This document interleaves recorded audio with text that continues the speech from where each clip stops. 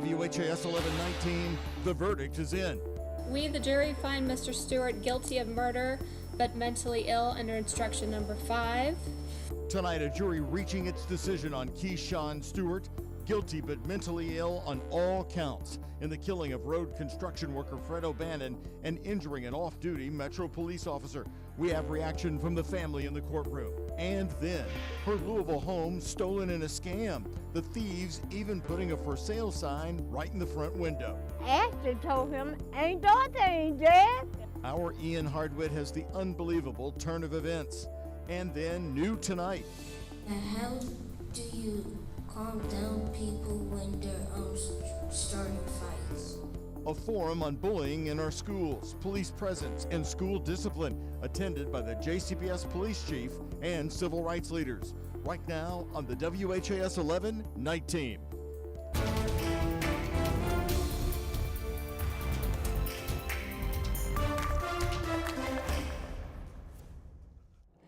I've been holding back tears for 4 years.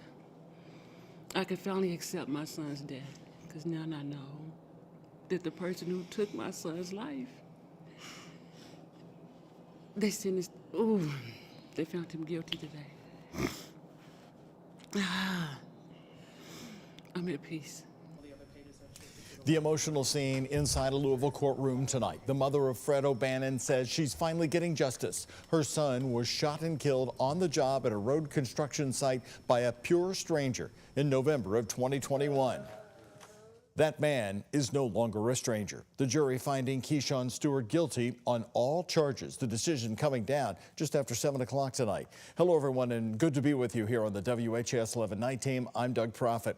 Stewart was found guilty on all charges: murder, guilty but mentally ill; attempted murder, guilty but mentally ill; also attempted first-degree assault of a police officer, guilty but mentally ill; first degree of wanton endangerment, guilty and but mentally ill as well; and fleeing or evading police on foot, guilty but mentally ill.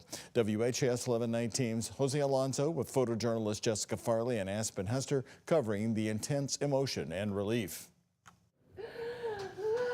The emotional moment in court for Anita O'Bannon, the mother of the late Frederick Ned O'Bannon Jr., who was shot dead in November of 2021 while working on I-264 at the Dixie Highway exit. Freddie had every right to come home that night, but Keyshawn Stewart chose to take his rights away from him. And we've been dealing with it for 4 years.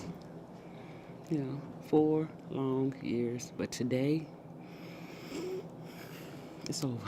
We, the jury, find Mr. Stewart guilty of criminal attempt murder. A Jefferson County jury found Keyshawn Stewart guilty, but mentally ill on every one of 5 charges, which include the murder of O'Bannon and attempted murder on LMPD Sergeant Chris Lane. The defendant shot and hit me in the left side of my face. I love Chris.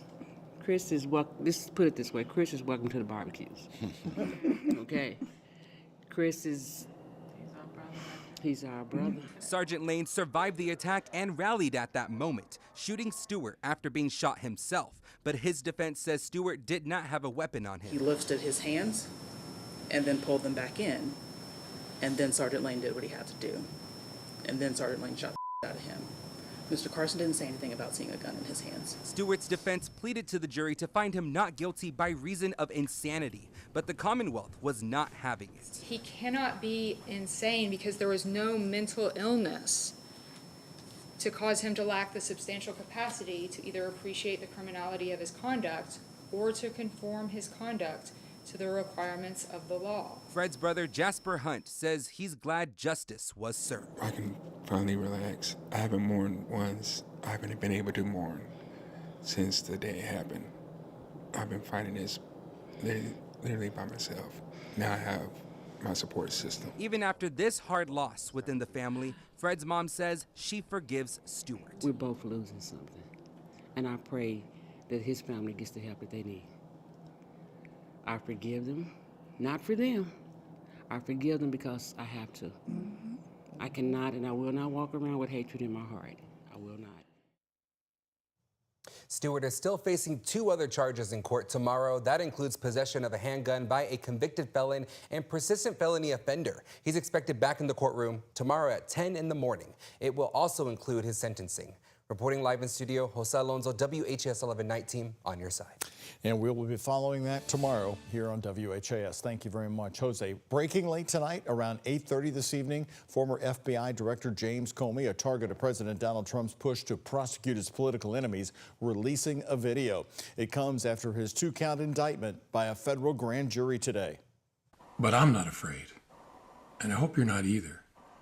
I hope instead you are engaged, you are paying attention, and you will vote like your beloved country depends upon it, which it does. My heart is broken for the Department of Justice, but I have great confidence in the federal judicial system, and I'm innocent. So let's have a trial and keep the faith. Again, Comey's video posted about 8:30 tonight. Comey has been issued a summons and is ordered to appear for an arraignment on charges of lying to Congress and obstructing a congressional investigation. The indictment, which came down during World News Tonight this evening, comes days after Trump pushed the DOJ to act quickly. That's because the 5-year statute of limitations to prosecute Comey for allegedly making false statements expires next Tuesday. Right here, happening new tonight, the cafeteria at Perry Elementary School in Louisville was full of students asking questions of JCPS, a forum also attended by the JCPS police chief tonight. Now, they're worried, the students are worried about their safety, everything from shootings to drills to bullying in school fights. WHAS 11 Night Team's Clarice Shaley and photojournalist Levi Hammer covered the give and take. What do you do to stop your fights at schools? There's been a lot of shootings in or near schools. What are you willing to do to decrease shootings? JCPS students have concerns about safety. There has been multiple times where students have been bullied and teachers have seen it, but nothing be done about it. How can we stop drugs from getting into the school in the first place so students don't have access to them? Covering a lot of different instances they encounter while on school grounds. Recently, JCPS school budgets has been cut, so I want to know how would the budget affect the student safety? You shouldn't have been nervous to ask that question. It's a good one. They get responses from school officials at Perry Elementary on bullying and discipline. There has been a lot of bullying in my school. My question is, how can you stop bullying in schools? The #1 deterrent for bullying is positive peer relationships. Police presence. We are constantly doing things to make sure each school campus is safe. Also talking safety and their plan, the chief of the JCPS police force, Todd Kessinger. The JCPS Police Department has made tremendous strides in the last 2 years.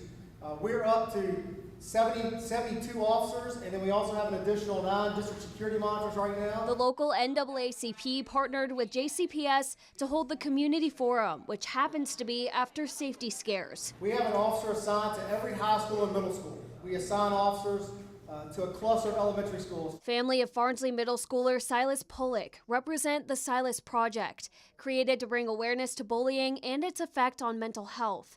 The 12-year-old committed suicide in April after his mother says he was relentlessly bullied. All these kids go through every day and it follows them home, and so we just need to figure out how to get ahead of it, and we need to do it together. Connecting with JCPS officials to enhance safety for current and future students. Clarice Shaley, WHAS 11 Night Team, on your side. By the way, the next meeting will be on October 30th at 6 p.m. at Western Middle School. Every forum has a different topic. 2 of the top Kentucky Republicans making headlines in Washington right now, visiting both LaGrange and Shelbyville today, and we were there. Congressman Thomas Massie running for re-election, joined by Senator Rand Paul, who is supporting him. This week, you heard Jimmy Kimmel right here on ABC thank Rand Paul for his stance on protecting free speech. Today, Massie talked about the current climate over free speech in front of a packed crowd in LaGrange. There shouldn't be anything such as hate speech. There's hateful speech, but you should be allowed to say it. We want to know, if you're a hateful person, I want to know who you are. That's the only way to get to the truth, is to have 2 sides of the argument and let everybody talk about it. Thank you. Democratic Kentucky Governor Andy Beshear today said the head of the FCC's threats against television networks violate the First Amendment. He called it a, quote, major overstep. Well, also today, the governor strongly criticizing President Donald Trump's advice on Tylenol and pregnancy, calling it reckless and dangerous. We need our science to be based in science, not to be a political agenda. I've said before that RFK Jr. is not qualified, should not be a cabinet secretary of anything. And what he's pushing out there are going to make our families less safe. We didn't work so hard to get everybody through a pandemic for now conspiracy theories at the highest level of government to put you in danger. Beshear urging Kentuckians to speak with their doctor about any concerns they may have regarding Tylenol, acetaminophen, or any other kind of medication. And we also got a new update from Beshear today about the closed youth detention center in downtown Louisville. He said the redesign of it is now moving forward and it is expected to reopen mid-2026. The governor says bringing it back is part of a broader effort to improve safety and outcomes for young people who are in custody. The effort now includes expanding mental health services across all youth detention facilities. These youth have complex needs and backgrounds. Now these mental health providers can better address the individual needs. We also amended contracts allowing 2 psychiatric nurse practitioners to treat youth on a regular basis at every facility. For the first time, every detention center now has a mental health director on staff. Beshear says the goal is to address trauma, reduce violence, and give young people a better chance at success when they return to their communities. Right here, new tonight, Louisville Metro Council will recognize October 2nd, that's next Thursday, as Wrongful Conviction Day in our community. This will honor individuals and organizations who are combating wrongful convictions. The resolution highlights the Kentucky Innocence Project and the Chandler Project, which have freed 22 people who were wrongfully convicted in Kentucky, including 7 from right here in Jefferson County. Metro Council's Shamika Parrish-Wright thanked the administration and all of her colleagues for the support. While no amount of money can restore years to lives of those who were wrongfully imprisoned, this resolution is an important step to calling our state to demand compensation for the faults of our legal system. Parrish-Wright continues to urge the Kentucky General Assembly to pass a bill to provide relief to the wrongfully convicted. It's a story so unbelievable you don't want to miss it next, and it's only on the night team. A Louisville woman's home is stolen in a scam. For sale signs even put up in her windows. Ian Hardwitt talks to her family, who showed up one day to a shocking scene. And after a rainy week across Kentucky, Anna, the sunshine is returning just in time for your Friday and weekend plans. We'll take a full look at our 7-day forecast that's coming up after the break. Today's Kentucky Lottery jackpots: Mega Millions $474 million, Powerball $145 million. The Kentucky Lottery, funding education for over 1 million Kentucky students.